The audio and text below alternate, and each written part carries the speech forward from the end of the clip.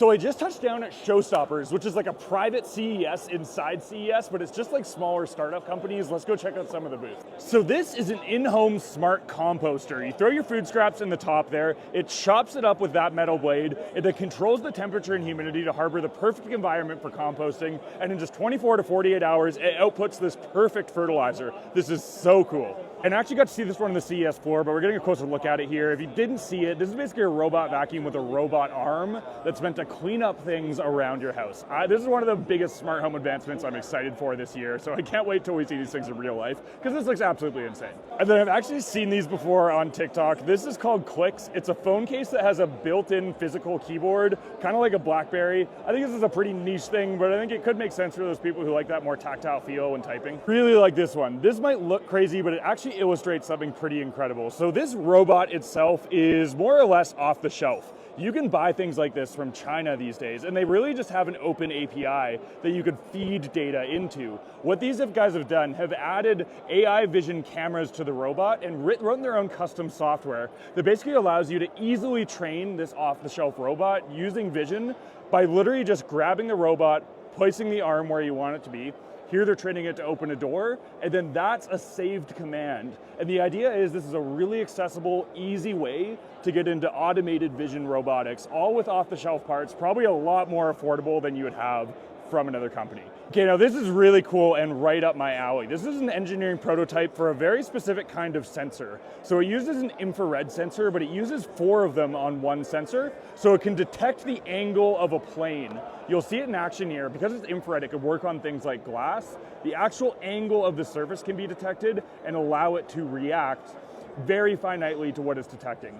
The end kind of game here is for things like robot arms, so it can really almost have a touch variable when it's grabbing something and detect exactly where the surface is. I absolutely love this kind of stuff and seeing it integrated, and I'm just nerding out about it and how it could possibly be used in the future. This cool little projector from Arzen. So it's this weird little sandwich Z shape and it has a magnet on the bottom so you can mount it pretty much anywhere. It's fully wireless, but it is charging now. You can cast to it with your phone. The screen is super bright. It's 100 lumens and you can see it clear as day here, even in this really light room. Big fan of this thing. I just really like the form factor. I think these type of things are super cool. Then check out this thing. This is the Hogmosphere, and you probably won't guess, but this is actually a drone. Inside there, you'll see 8 propellers, and they're all facing outwards. This can fly just like a drone because it has every axis covered, but it can also roll along the ground. So this thing can cover pretty much any terrain. This is gonna be huge for things like inspections, navigating really complex terrains and environments. I love this sort of stuff, and it's just a drone in there.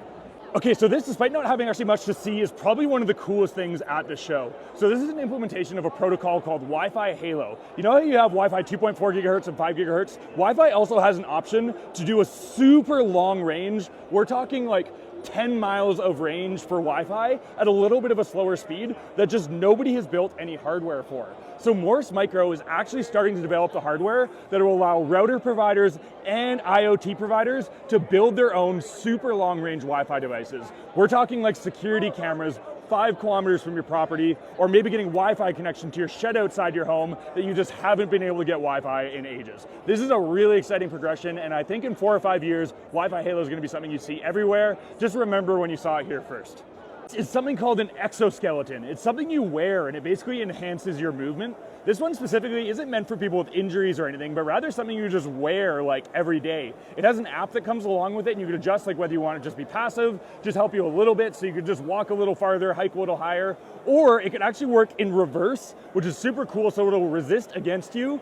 Maybe you're walking downhill and that's just a little bit too easy for you. It'll make it a little bit harder on you. I'm gonna try this thing on because I've always been so curious about animatronics and robotics and all this sort of stuff. This clips, the legs just strap on. They're just like little buckles. So I'm all rigged up now. It's basically got these motors here. Those are like fixed to my legs. So these motors are like controlling my legs. I've got the app. It's got an eco mode, hyper mode, transparent mode. I'm on 1% power eco mode and like nothing's happening. Let me just turn it up to 40%. Super hard to describe, but it basically feels like somebody's grabbing my legs and pulling them up as I go. The most like bizarre experience, but like I'm not having to use my muscles to do that because my legs are being lifted. But it's very, very passive right now. Like I could wear this and forget about it really quickly. And that's all the interesting things I found in the show floor. I've been on my feet for like 14 hours now, so I'm gonna go to bed. I'll see you guys tomorrow with more show coverage.